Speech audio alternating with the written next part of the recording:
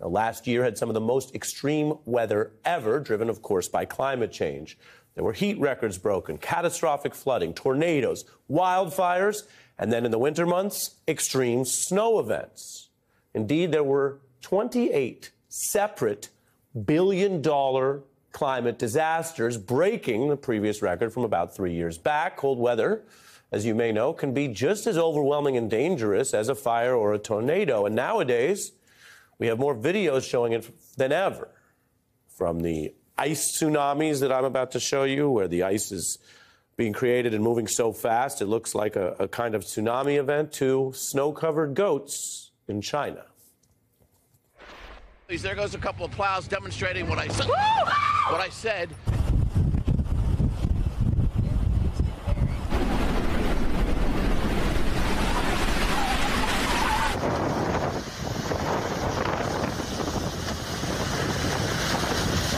Check this out. It's a car in Buffalo that's turned into a giant icicle Monday after a weekend storm sent waves from Lake Erie surging right onto the streets.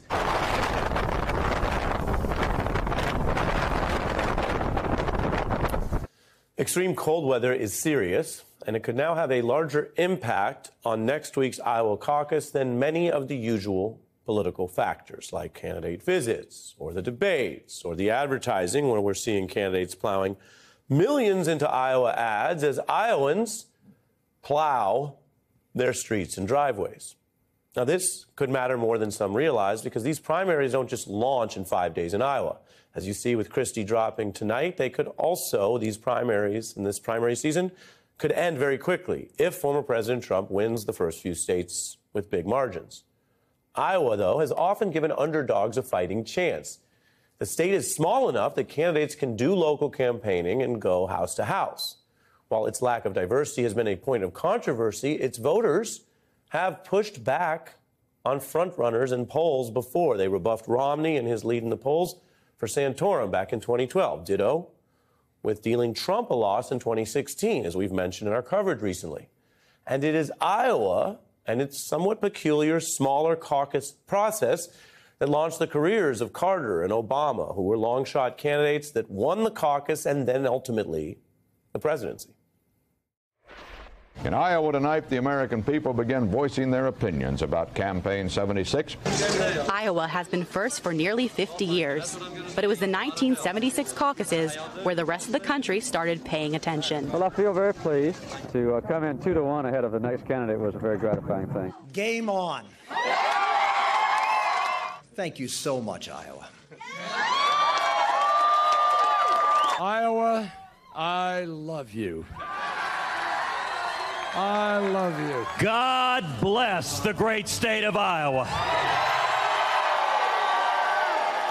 In this election, we are ready to believe again. Thank you, Iowa. Thank you, Iowa. Obama there actually used that state to show he could increase turnout, a strategy that worked for him all the way through Election Day and for half a century. Both political parties, which have differed on so much and differ on just about everything lately, they have agreed there were actual grassroots benefits to starting in this kind of small state with retail politics. But here's the thing, and I'm going to bring this up now as we do an Iowa caucus countdown and the debates tonight. In the next couple of days, we're going to hear a lot of interpretation about whatever comes out of this process. Let me tell you something tonight. It's becoming very clear Monday will be different, because the prospect of high turnout is probably over. The idea of even average turnout Monday is melting away like so many icicles after a deep freeze. The experts, the pundits, the data, the information we have suggests otherwise. The worlds of weather and politics now have their experts scouring the forecast for electoral impact. The projections are that Iowa's snowstorm will depress turnout, along with speculation on who that may help or hurt. And I'm not talking about another snowstorm. In this era where extreme weather is a new normal, Iowa just got hammered with a foot of snow this week and is now bracing for a polar vortex that is far more severe.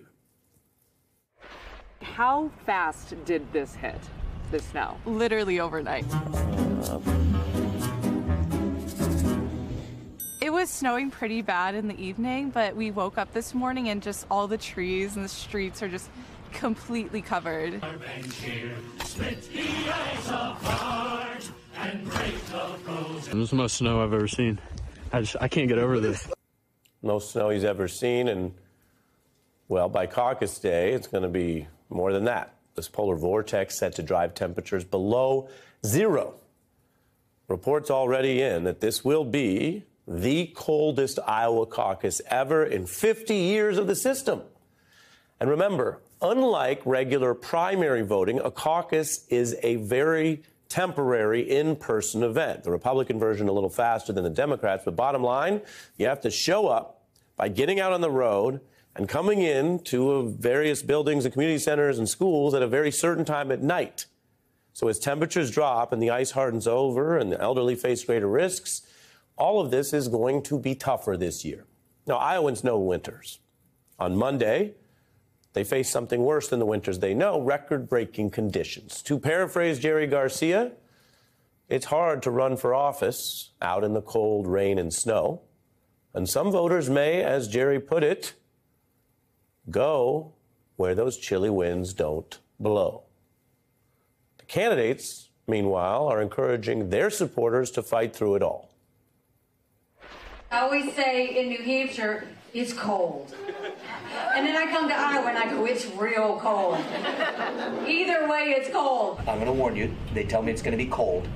Well, George Washington wasn't deterred by cold weather and crossing the Delaware. I actually do have a winter coat, and I forgot it, and I left it at home. I have been in cold weather in my life. I've never been in -10 or -15. So you just have to put on that warm coat and get out there. I said it to one of our people, and they said, oh, that's good news. I said, why is it good?